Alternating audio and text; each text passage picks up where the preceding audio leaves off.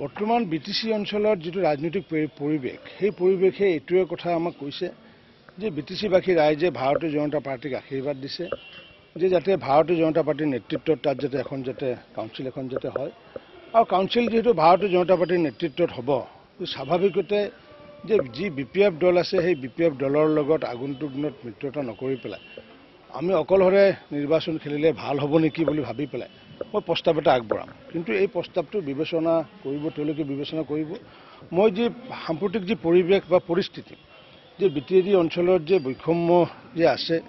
উন্নয়নৰ যি জোৱাৰ বব লাগিছিলে মাননীয় প্ৰধানমন্ত্ৰী মোদী ডাঙৰীয়াই যিমান সহায় কৰিলে মাননীয় মুখ্যমন্ত্ৰী সোণোৱাল চৰকাৰখনে যিমান সহায় কৰিলে সেইটো তুলনাত আমি দেখিছোঁ সেই উন্নয়নৰ জোৱাৰ বোৱা নাই মানুহৰ মাজত যি আস্থা বিশ্বাসৰ ভাৱ আহিব লাগিছিলে অহা নাই আৰু সেইকাৰণে আমি অকলহৰে নিৰ্বাচন খেলাৰ মই এটা প্ৰস্তাৱ এটা আগবঢ়াম আৰু এইটো বিবেচনা কৰিব ৰাষ্ট্ৰীয় সমিতি বিবেচনা কৰিব আৰু যদি বিবেচনা যদি কৰে তেতিয়া স্বাভাৱিকতে আমি অকলে নিৰ্বাচনত অংশগ্ৰহণ তাত কৰাৰ আমি মন মেলিছোঁ গতিকে এইপিনে হৈছে নোপোৱাৰ এটা মনৰ ক্ষোভ বিটিসিবাসী ৰাইজৰ আৰু এইপিনে গতিশীল যি সংগঠন ভাৰতীয় জনতা পাৰ্টিৰ বিটিসিত যাৰ কাৰণে আমি এইটো পাবলৈ সক্ষম হ'ম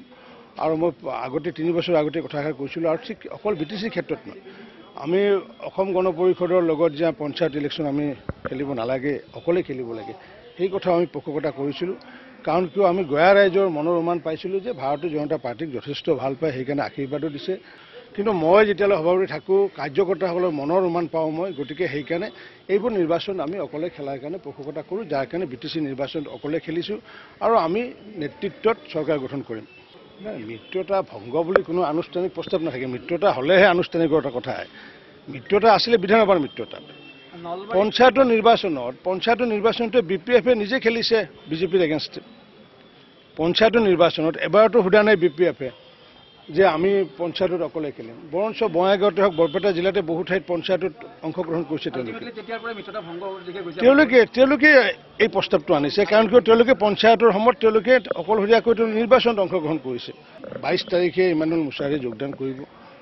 লগতে যোগদান কৰিব সাংসদ ৰাজ্যসভাৰ সাংসদ বিশ্বজিৎ দৈমাৰী ডাঙৰীয়া আৰু বহুতে যোগদান কৰাৰ কাৰণে আমাৰ লগত সম্পৰ্ক ৰাখিছে কিন্তু আমি এখন স্ক্ৰিনিং কমিটি গঠন কৰি দিছোঁ কাৰণ কিয় জনতা যেতিয়া আহে তেতিয়া স্বাভাৱিকতে জননেতা আহে কাৰণ জনতা যেতিয়া আহি যায় তেতিয়া জননেতাই অকলে কি কৰিব গতিকে সেইকাৰণে বহুতে আহিব বিচাৰিছে যদিও আমি বহুতেকে আহিব দিব খোজা নাই বা বহুতৰ ক্ষেত্ৰত অবজেকশ্যন আছে যাৰ কাৰণে আমি এখন স্ক্ৰিনিং কমিটি বনাই দিছোঁ সেই স্ক্ৰিনিং কমিটিখনে যদি অ'কে কৰে তেতিয়াহ'লে আমি সেইসকলক ল'ম আৰু স্ক্ৰিনিং কমিটিয়ে যদি কয় যে নহয় আনি লাভ নাই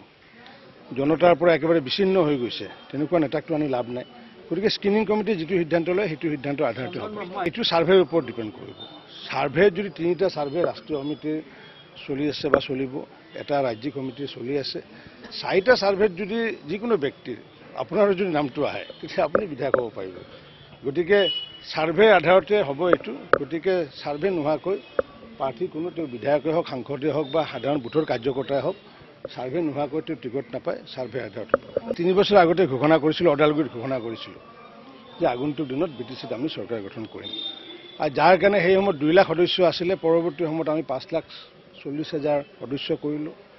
আৰু সেই 5,40,000 সদস্যসকলে দিনে নিশাই এই 3টা বছৰে তেওঁলোকে যি কাম কৰিছে আজি হঠাৎ এই পৰিৱেশ অহা নাই